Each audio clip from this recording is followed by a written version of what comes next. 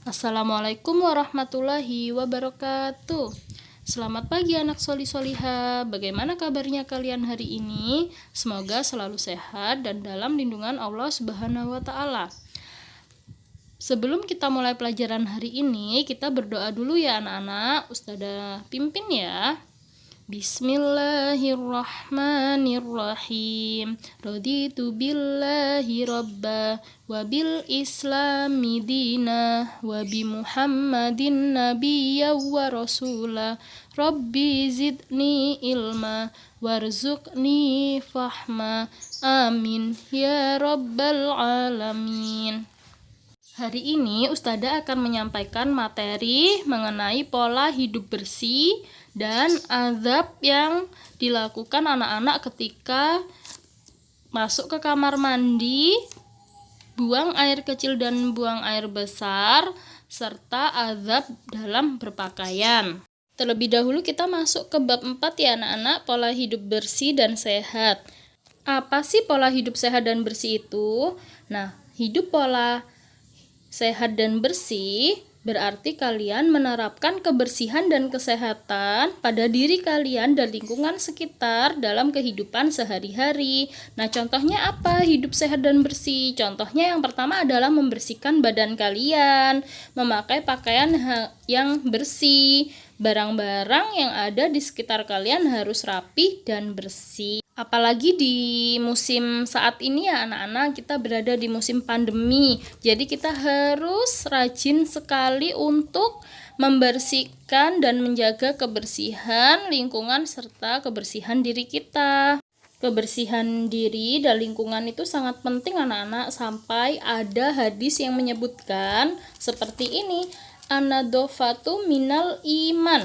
Kebersihan itu sebagian dari iman loh. Sebegitu pentingnya loh kebersihan itu anak-anak, sampai tertulis ada hadis tentang kebersihan. Oleh sebab itu anak-anak harus rajin-rajin menjaga kebersihan diri dan lingkungan ya. Bagaimana sih caranya menjaga kebersihan diri? Kita simak ya selanjutnya. Nah, cara menjaga kebersihan diri adalah dengan cara mandi teratur 2 kali sehari minimal anak-anak. Ya, jadi bisa lebih ketika kalian lebih berkeringat, boleh ya mandi lebih dari 2 kali. Kemudian selanjutnya potong kuku. Nah, kuku ini termasuk juga salah satu anggota badan yang harus teratur untuk dibersihkan.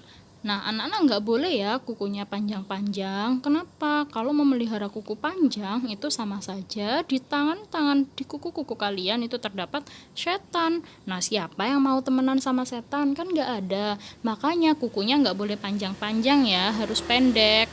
Selain itu, ketika kuku panjang juga kalian akan kesulitan kalau makan menggunakan tangan anak-anak. Ya, jadi kukunya harus pendek dan bersih. Adapun hadis riwayat Ahmad, potonglah, perpendek kuku-kukumu, sesungguhnya setan mengikat melalui kuku-kuku yang panjang. Nah, oleh sebab itu anak-anak harus memotong kukunya jika kukunya sudah panjang ya. Yang ketiga adalah rajin mencuci rambut atau keramas. Nah, keramas ini bisa dilakukan secara teratur tergantung kebutuhan anak-anak. Jika rambutnya sudah merasa berkeringat, banyak keringatnya, boleh segera berkeramas. Selain itu juga bagi anak-anak yang putra wajib memotong rambutnya agar rapi ya. Selanjutnya adalah berwudu sebelum tidur. Kenapa? Agar kita selalu terjaga dari perlindungan Allah Subhanahu wa taala ya. Jadi diusahakan wudu atau cuci tangan, cuci kaki, gosok gigi. Kemudian makan makanan bergizi. Ini sangat penting ya untuk menunjang pertumbuhan kalian. Selanjutnya adalah istirahat yang cukup. Istirahat yang cukup adalah 7-8 jam. Makanya anak-anak harus rutin untuk tidur siang supaya istirahat kalian cukup ya. Jangan dibiasakan bermain siang-siang. Nah, ini rangkumannya tadi ya anak-anak ya, untuk menjaga kebersihan diri sendiri dan kesehatan diri kalian masing-masing dan keluarga terdekat. Selanjutnya, Selain menjaga kebersihan dan kesehatan diri, kita juga harus menjaga kebersihan lingkungan loh anak-anak, karena itu juga berpengaruh pada kesehatan kita. Apa saja yang harus dilakukan agar kita bisa menjaga kebersihan lingkungan? Contohnya membuang sampah pada tempat sampah, tidak membuang sampah pada sungai atau selokan. Kenapa kok tidak boleh membuang sampah pada sungai dan selokan? Karena akan menyebabkan banjir dan akan membuat got-got atau selokan menjadi mampet. Yang kedua adalah menjaga alam dari kerusakan. Artinya kita harus selalu merawat alam dengan baik. Contohnya tidak menebang pohon sembarangan. Selalu menanam pohon karena pohon itu menghasilkan oksigen yang kita hirup udaranya agar tetap segar dan baik untuk kesehatan.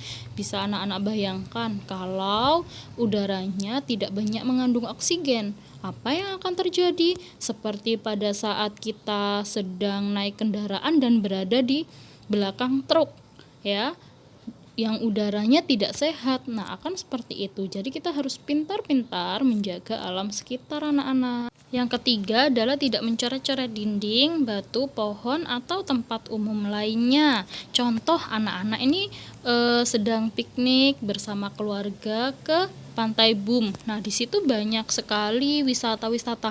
Nah, anak-anak tidak boleh merusak dengan cara mencoret-coret. Harus tetap kita jaga ya, agar tidak mudah rusak dan agar tetap bisa kita nikmati setiap saat. Yang keempat, menjaga lingkungannya agar tetap bersih dan nyaman. Kalau lingkungan kita bersih, pasti kita akan merasa nyaman. Contoh, di rumah kalian banyak sampah yang berserakan. Kira-kira kalian merasa nyaman tidak? Pasti tidak nyaman ya anak-anak ya.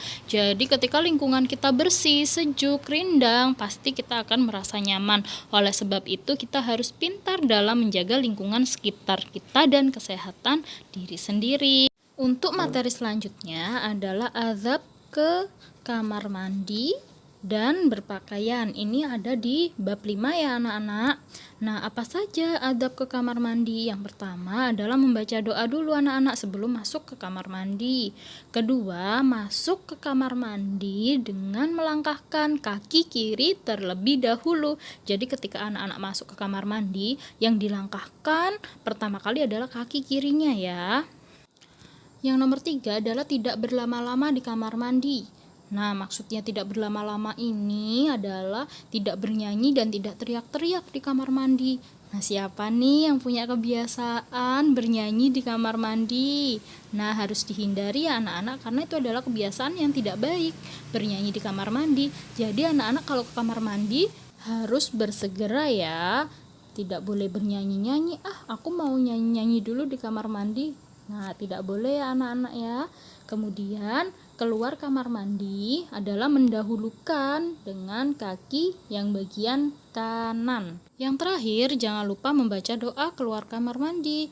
Kenapa sih kita harus membaca doa? Agar apa yang kita lakukan, kegiatan yang kita lakukan selalu diridhoi dan dilindungi oleh Allah Subhanahu wa Ta'ala. Bagaimana sih doa masuk kamar mandi? Ada yang sudah tahu? Ayo kita lafalkan bersama-sama. Doa masuk kamar mandi adalah Allahumma inni a'udzubika minal khubuthi wal khaba'ith. Ya Allah, sesungguhnya aku berlindung kepadamu dari setan laki-laki dan setan perempuan. Loh Ustazah, kenapa kok kita harus berdoa? Memangnya di kamar mandi ada setannya? Bukan begitu anak-anak, karena kamar mandi itu adalah tempat yang kotor ya, tempat kita membuang hajat, jadi kotor. Nah, setan itu suka tempat yang kotor anak-anak, makanya kita harus rajin menjaga kebersihan diri dan lingkungan sekitar. Selanjutnya ada juga loh doa keluar kamar mandi.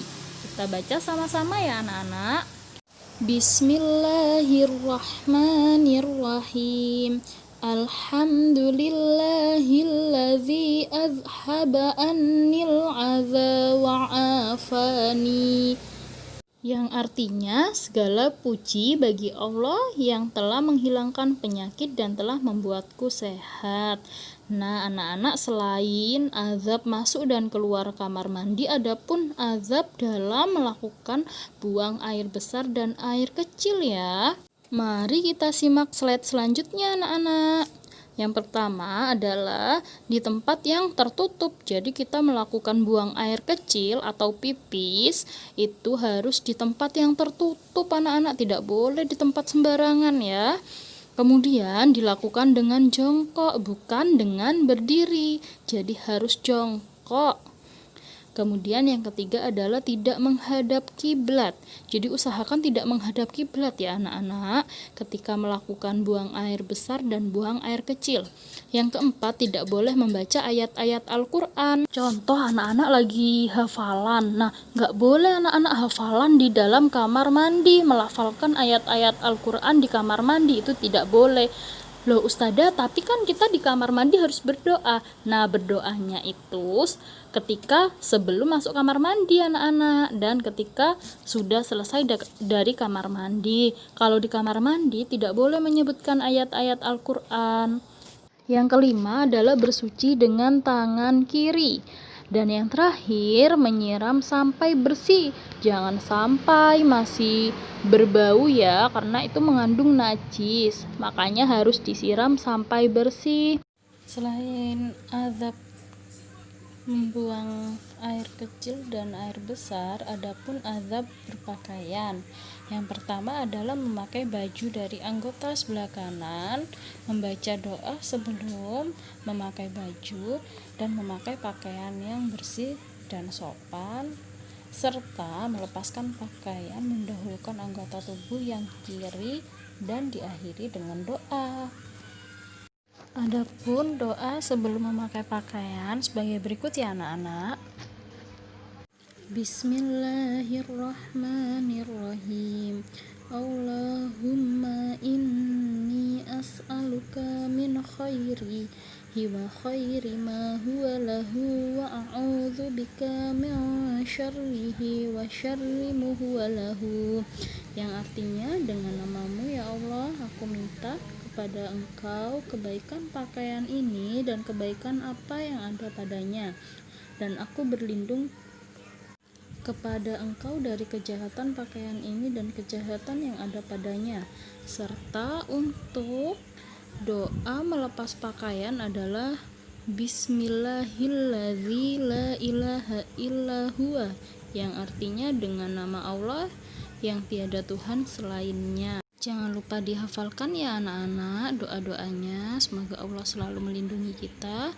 Terima kasih. Jazakumullahu khairan. Wassalamualaikum warahmatullahi wabarakatuh.